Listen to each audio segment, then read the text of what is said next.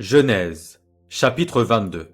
Après ces choses, Dieu mit Abraham à l'épreuve et lui dit, « Abraham !» Et il répondit, « Me voici. » Dieu dit, « Prends ton fils, ton unique, celui que tu aimes, Isaac, va-t'en au pays de Morija, et là, offre-le en holocauste sur l'une des montagnes que je te dirai. » Abraham se leva de bon matin, sella son âne, et prit avec lui 2 serviteurs et son fils Isaac. Il fendit du bois pour l'holocauste et partit pour aller au lieu que Dieu lui avait dit. Le 3e jour, Abraham, levant les yeux, vit le lieu de loin, et Abraham dit à ses serviteurs, « Restez ici avec l'âne. Moi et le jeune homme, nous irons jusqu'à là pour adorer, et nous reviendrons auprès de vous. » Abraham prit le bois pour l'holocauste, le chargea sur son fils Isaac, et porta dans sa main le feu et le couteau. Et ils marchèrent tous 2 ensemble. Alors Isaac, parlant à Abraham, son père, dit, « Mon père !» Et il répondit, « Me voici, mon fils. » Isaac reprit, « Voici le feu et le bois, mais où est l'agneau pour l'holocauste ?» Abraham répondit, « Mon fils, Dieu se pourvoira lui-même de l'agneau pour l'holocauste. » Et ils marchèrent tous 2 ensemble. Lorsqu'ils furent arrivés au lieu que Dieu lui avait dit, Abraham y leva un autel et rangea le bois. Il lia son fils Isaac et le mit sur l'autel, par-dessus le bois.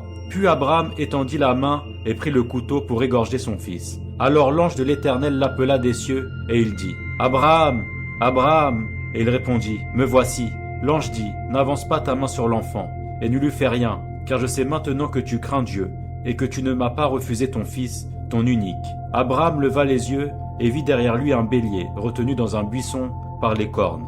Et Abraham alla prendre le bélier et l'offrit en holocauste à la place de son fils. Abraham donna à ce lieu le nom de Yahvé-Jiré. C'est pourquoi l'on dit aujourd'hui, à la montagne de l'Éternel, il sera pourvu. L'ange de l'Éternel appela une seconde fois Abraham des cieux et dit, je le jure par moi-même, parole de l'Éternel, parce que tu as fait cela et que tu n'as pas refusé ton fils, ton unique. Je te bénirai et je multiplierai ta postérité comme les étoiles du ciel et comme le sable qui est sur le bord de la mer. Et ta postérité possédera la porte de ses ennemis. Toutes les nations de la terre seront bénies en ta postérité, parce que tu as obéi à ma voix. Abraham étant retourné vers ses serviteurs, ils se levèrent et ils s'en allèrent ensemble, à Beersheba, car Abraham demeurait à Beersheba. Après ces choses, on fit à Abraham un rapport, en disant, « Voici Milca a aussi enfanté des fils à Nachor, ton frère, Uts, son premier-né, Buz, son frère, Kemuel, père d'Aram, Kézed, Azo, Pildash, Jidlash et Bethuel.